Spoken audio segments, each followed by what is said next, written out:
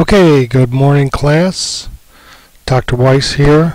Second Friday of the course, and we are moving ahead quickly. One of the things that I did not do this week was give you lectures on the individual readings. The reason for that is I gave you a lot of video to watch to supplement the readings. I wanted you to have time to both do the readings and also watch the videos. The last two videos do not correspond to any readings in the book because there's no chapter on argument in politics and there's no chapter on aesthetic arguments, and in the second edition of the book, which I'm going to be working on this year, I'm going to actually add chapters on those very topics. And the reason why is those 5 topic areas, if you go back and think about what you've done this week: science, religion, justice, politics, and aesthetics, those constitute 5 what is what I call, or what is known as, fields of argument. So today I'm going to talk to you in summation of what you've read and watched this week about argument field theory. And let's dive right into it. First of all, this gentleman that's pictured up here is Stephen Toulmin. He's a philosopher, passed away a few years ago, and was very prolific and wrote a lot of books. And several of the books that he wrote had a profound impact on the field of argumentation and also on the specific topic that I'm going to talk about today, which is argument field theory. So originally in the 1950s, Stephen Toulmin wrote this book called The Uses of Argument. I won't get into a lot of what the book says or does. One of the major contributions of the book was that in it, Stephen Toulmin introduced what's called the Toulmin model of argument, and this became very popular in the field of communication and is now incorporated into scores of textbooks, from public speaking textbooks to argumentation textbooks to debate textbooks, and even in other fields as well. And basically the Toulmin model, which is presented in your textbook, is a new layout or map for arguments from a contemporary viewpoint, kind of to replace the Aristotelian view, Aristotle's conception of argument. In talking about the uses of argument, Stephen Toulmin briefly mentions the idea of argument fields. He doesn't elaborate or talk very much about it, so it left a lot of people in my field guessing for a long time, what did he mean? Much later on, in the 1970s, he wrote another book called Human Understanding, and in this book he kind of explained what he meant by argument fields. Basically, this is the idea that different fields have different ways of arguing. They have different standards of proof, different things that they accept, different ways that they will process claims and allow people to make claims. A good example of 2 fields and how they differ in these sorts of procedures is, take for example the field of atomic physics. The field of atomic physics would basically accept certain types of data, certain types of arguments, certain types of claims, certain types of evidence, certain types of experiments. Certain things are permissible, and those things tend to be very rigorous. If you read the chapter on science and you watched the video about the Darwin trial, you know that there are very rigorous, well laid out standards for what science is and what counts as scientific evidence and what the method of science is. So Toulmin calls that kind of a focused or a tight field. Then we have other fields that are much more malleable in terms of what they accept as evidence or claims as reasoning. So just to throw out an example, take English literature. I don't know how many of you have ever taken a course. There are many different theories about how to read literature and understand literature, and they can be extremely divergent. So you could have a feminist perspective, a Marxist perspective. You could have a situation where somebody is saying that the author's intent and how they wanted you to read the book is completely irrelevant to understanding the book, and somebody else could have a completely opposite view. We're saying you have to understand everything that the author was up to and understand his or her biography in order to understand how to read the book. So that he would call a much more loose field or a less focused field. And it has not only different kinds of arguments and different things it accepts, but it actually judges those arguments differently. It's not going to even invoke a scientific standard, so that would be an irrelevant way of processing such an argument. So that's just two very divergent examples to show you how they differ. Later in his career, Stephen Toulmin hooked up with two argumentation professors from the University of Utah, Richard Reiki and Alan Janik, and actually wrote an introductory argumentation text, much like the one you're reading, and they incorporated the notion of fields into it. Their conception of fields is different than mine, but closely maps. So I won't get into what they do as opposed to what I do, and I'll just go on and present my own.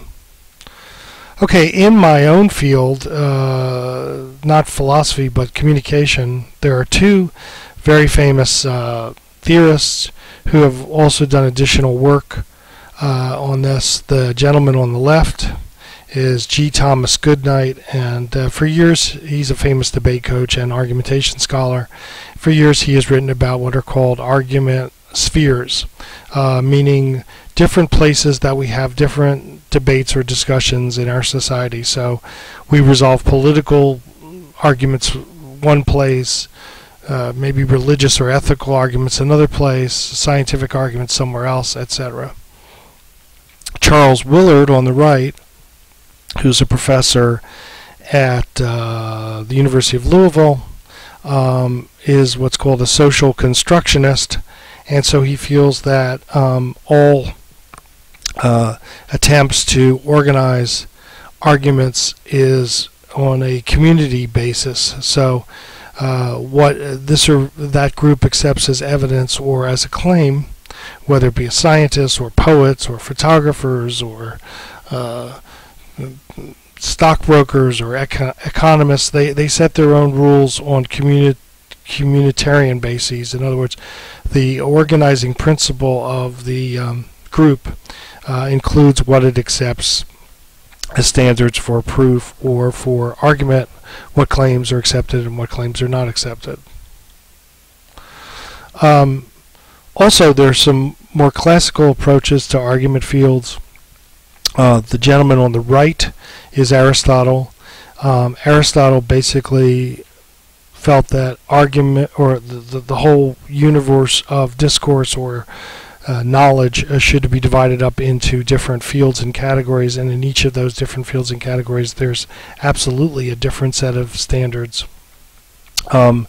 Aristotle wrote about the sciences, but he also wrote about ethics, and he also wrote about poetry, and he also wrote about rhetoric. And even in comparing rhetoric with dialectic, rhetoric being the art of public speaking and the art of discovering available means of persuasion, and dialectic being the art of logical discussion, he basically argued that they had a lot in common, but that they were different too, and that logic has a higher standard of proof than does rhetoric. So to make a persuasive argument is different than to demonstrate an argument through dialectic or logical reasoning.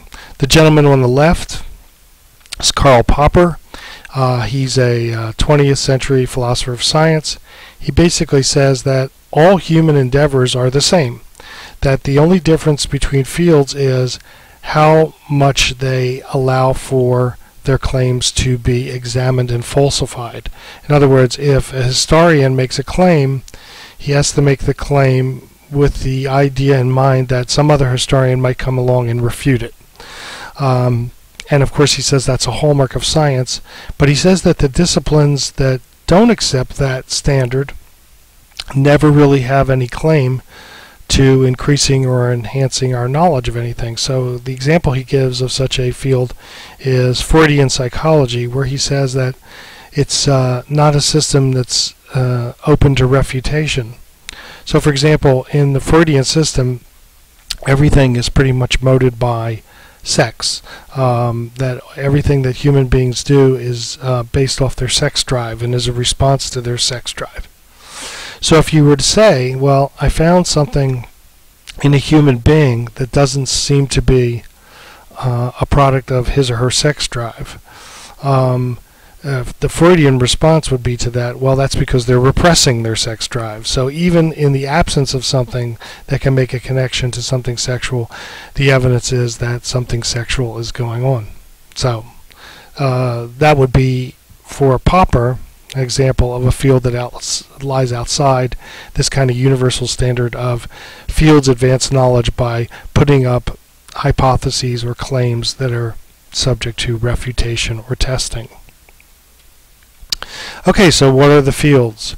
Field 1 is jurisprudence, law, and justice.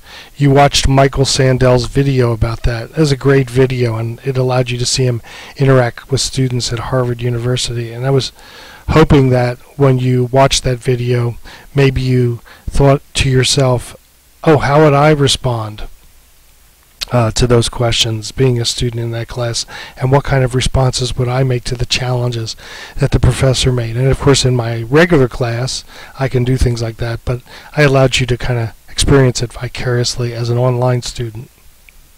Of course, jurisprudence as a field is about what's just, and that is the standard we put up for measuring. And what's acceptable and what's not acceptable is that which either respectively supports or enhances justice or inhibits justice. So for example, one of the rules we have in our justice system is we can't bring in things that prejudice the jury or judge's mind about a defendant, right? So for example, if I'm charged with a crime, the fact that I may have been charged with other crimes is not really something that the jury is allowed to hear, because it doesn't allow them to independently assess the facts of the case. So that's the kind of standard in an argument in a jurisprudential setting. Second, we have the field of science. Again, this one's very rigorous, very well established, a very tight community. If you watch the Dover video about the trial there, you'll see that one of the big issues was, how can somebody say that they're a scientist or that what they teach is science?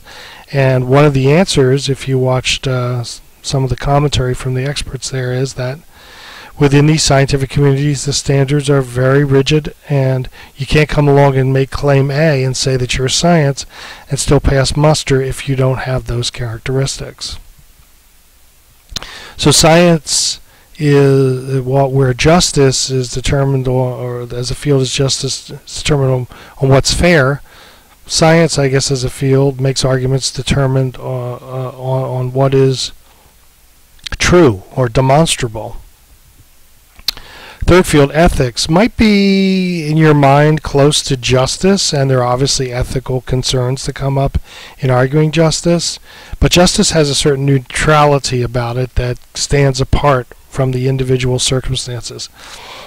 In ethics, we were looking at situations that human beings find themselves in, and trying to find out what's the right thing to do, what's moral, what's good, what is the best choice, what harms the least, benefits the most, maybe what's absolutely right based on a religious code or something of that nature. In order to get at this issue, we again turn to things like the codes that have been written down. And so the example that I give you in the class that corresponds to this, of course, is religion. Religion is basically a theological system of ethics, and I had you watch a debate between Frank Turek, a theist, and Christopher Hitchens, an atheist. I think that's an incredibly rich and entertaining debate. I think both guys make incredible arguments, and it's just very entertaining. I mean, it's lengthy, but for me, when I watch it, it just flies by because I just think it's a very rich argument source. Field 4 is, so what is right, what is correct, what is moral. Field 4 is aesthetics. This is the field of art.